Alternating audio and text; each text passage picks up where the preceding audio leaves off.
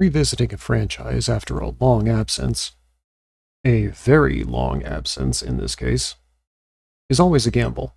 It can be difficult to reunite all of the creative minds behind the original story. And even if you can, there's no guarantee that their talents haven't decayed over time, or that their talents were actually as good as you remember.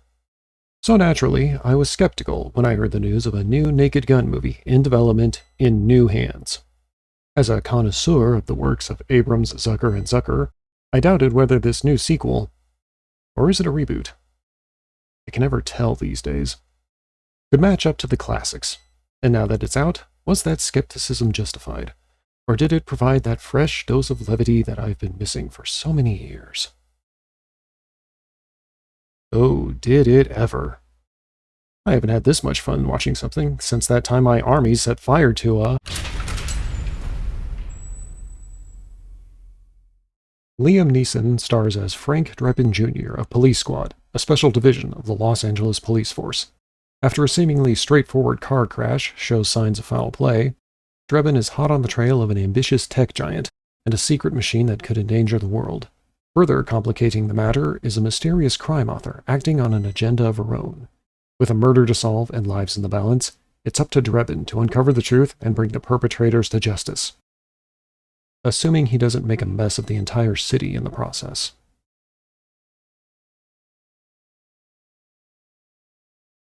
This was a fun movie. This was a very fun movie. I still can't say that the writing is on the level of the originals, but there is plenty of humor in the same vein.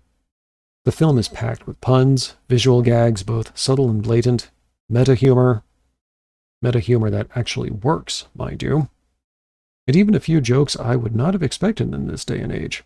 And they're all delivered in that same rapid-fire style that the classics were known for.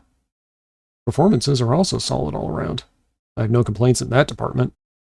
I'm not saying that anyone could ever surpass Leslie Nielsen's skill at deadpan comic delivery, but Liam Neeson has a name just similar enough to pull it off here.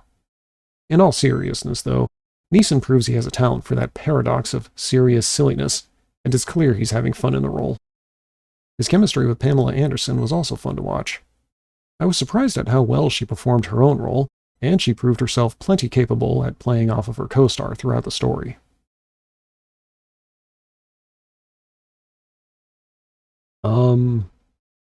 I actually don't have much to criticize here. But if I had to pick something, I would say that parts of the story are clearly influenced by other recent works. I'm not going to spoil anything, but I would bet that the writers are fans of Kingsman. And this is a more subjective measurement, but not all of the jokes land solidly, and there are some elements copied from the original films. All in all, though, these are minor imperfections that in no way hindered my enjoyment. You don't go to a Naked Gun movie looking for a revolutionary story. You go for the humor, and there are so many jokes throughout the movie, credits included, that even if one falls flat, several more are waiting to take its place. This movie is a true comedy, plain and simple. With all of the forced humor in cinema in recent years, I blame the declining quality of comic book films. It's incredibly refreshing to watch something that is intentionally and genuinely funny. And that's the impression I got from this movie.